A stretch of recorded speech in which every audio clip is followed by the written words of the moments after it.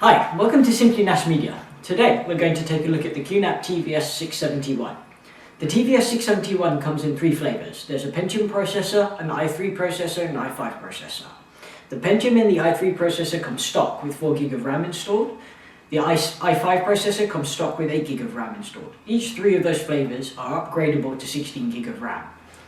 This allows for you to buffer any type of video applications, any type of intensive memory applications that will allow you to speed up the NAS and have a decent transfer rate whilst also using resource from the NAS. The NAS in itself is 4K compatible. It can transcode video to 4K using the .h.264 method. This can be done over DLNA.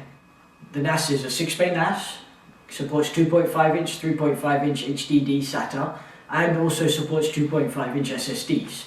It's a 6 GB a second NAS, so it will support the SATA 3 platform that's current in the market. Taking a look at the NAS in itself, you take a look at the front, you have your power button, you have your one-touch copy button with your USB port at the front. This is for any type of external drives you can bring data to or bring data out of the NAS. Again, doesn't improve any functionality in terms of adding to the drive bays. The external drives are purely for copy to or copy from. The one-touch backup does, however, make it seamless. You plug in your hard drive to the NAS, hit this one-touch backup, and it will copy the whole hard drive over to the NAS. After that, you can organize it and move it into whichever folders you wish to see fit.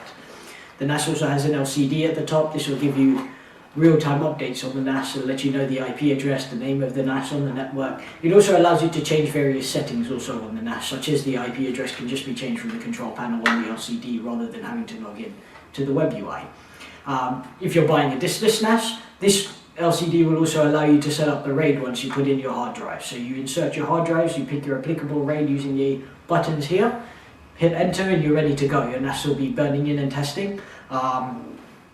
See how they let the RAID array build itself. Typically it takes about a day. With new hard drives, however, being 5, 6, and 8 terabytes, it could take up to 2 days to raid the NAS in itself because the drives are bigger. Do bear in mind, the more drives you have, the better I/O performance you get out of the NAS, because the drives do give you better I/O performance on the NAS. That improves your transfer rate and helps you with your general workflow. Taking a look, generally you've taken a look at the front of the NAS. Let's switch it around, we'll take a look at the back, speak about the ports at the back and see what you can do with the NAS further. Okay, taking a look at the back of the unit, you have your 2 expansion slots up here.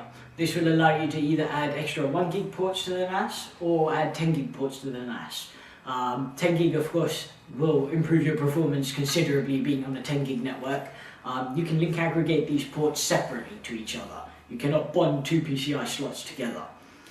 That being said, there's also, you've got your 1, 2, 3, 4 onboard RJ45s here. These can all be aggregated together. They all support link aggregation and failover. You can have 2 gig uplink or 4 gig uplink to the NAS, or you can have 4 separate IP addresses. Just depends on how you want to address your workflow and how you want people connecting to your NAS. You also have 2 USB 3.0 slots here. USB 3.0 typically be used for external hard drives. There are also expansion chassis available for the TVS-671 and the whole X71 range. These do not use the traditional eSATA ports that the enterprise units use. The expansion units for these are the UX series, and they use the USB 3.0 slots to attach to the TVS-671 or any X71 series. So we recommend reserving at least one of these for that expansion unit if you do want to expand your NAS. You also have extra USB 2.0 ports here. You can plug in external drives, but this will be more pertinent for a mouse and keyboard as we move over to the HDMI port down here. So basically now QNAP's HDMI port is no longer just for console view. The HDMI port now forwards actually NAS functionality over to the HDMI. You can log into your web management panel. You can also use the HDMI port to connect this to a TV. So the mouse and keyboard on the USB 2.0 slots will become more applicable there. You can use QVPC. This would allow you to stream media directly to your TV without using your network. You can also run Chrome OS. The HDMI port also becomes important when you use this NAS for virtualization station. QNAP now has their own inbuilt KVM. Because of this, it'll allow you to run a PC essentially on your QNAP NAS. You can run Windows 7, Windows 8, Windows 10 support will come when Windows 10 is out, officially released. Linux support is there. There is also support to run Android OS on here, so you can even run your Android operating system on here and have your games running on your TV from your QNAP now. The advantage of doing this is you're not using a traditional PC, you're using a NAS. So because of that, your data is backed up. Even if your computer, so to speak, crashes, your data is all backed up. All you have to do is re-image your virtual machine. The virtualization station does also support snapshots, so you can take snapshots of your virtual machine before it crashes and just restore to that state also. You've got your power cable up here, standard power cable any PC users, plugs into the wall or into a UPS. We do of course always recommend using a UPS. You've got your two system fans here. This will help keep your system and your hard drives cool. And that's it with the back of the unit really. You've got your K-lock down here as well. That's if you want to use your K-lock. This is more applicable to businesses rather than houses. K-lock just adds extra security, but keep in mind your NAS can also support AES 256-bit encryption, so the K-lock's not really necessary. You can just encrypt your drives. And also keep in mind, whenever a drive is removed from this RAID array, there is no data that can be read off that drive. It needs to be in this environment to be read, and with all the other drives that are there consecutively in the RAID array. That being said, we've taken a look at the NAS. Let's spin you around the back. We can talk a little bit more about the features. Spin you back around to the front of the NAS, sorry, and we can talk more about features of the NAS and what you can do with it. Thank you. Okay, that was taking a look at the back of the NAS. We spoke about the fact you can add 10 gig or extra 1 gig cards to the NAS. You've got your HDMI port. Furthering on the HDMI port and on the virtualization station, it also helps with streaming movies on a 4K TV also. You can then stream 4K directly to your TV without using your network. That's probably the best way to stream 4K, as that can be a bit of a network hog. If you are going to do any type of 4K, we do recommend, whilst the i5 does come with 8 gig of RAM, we do recommend you upgrade that to 16, especially for any type of high definition video, not only just 4K. This will just help with buffering and not interrupt your playback when you're watching, which is always good to have because you don't want to be interrupted when in the middle of a movie or a TV show, for instance. Speaking about that, the NAS in itself also has HDD sequence here at the top. You can't see it, it's just a little sticker at the top. It basically lets you know this is bay 1 and that's bay 6 and all the way through. Just good to know if you have a failure of a hard drive, you know which bay you're pulling out and which you have to put it back in. When you do pull it out, remember you have to always put it back in the exact same place, otherwise you'll risk losing data. At the top of the NAS here, you also have your cloud key. My QNAP Cloud is a very handy feature that the NASes have. QNAP have been doing this for about a year or so now.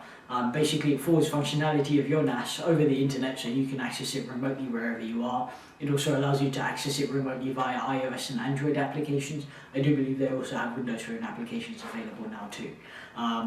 This is useful for if you're somebody on the go and you need to back up your data while you're on the go. You can still access your NAS and back everything up. In addition, you can grab files that you need to and download them locally wherever you are in the world.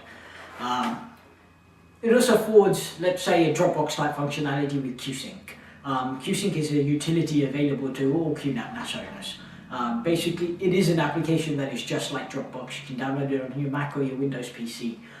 It allows you to drag and drop files seamlessly between one specific share folder on your NAS. You can also, of course, install the Dropbox application if you don't want to move services to something else.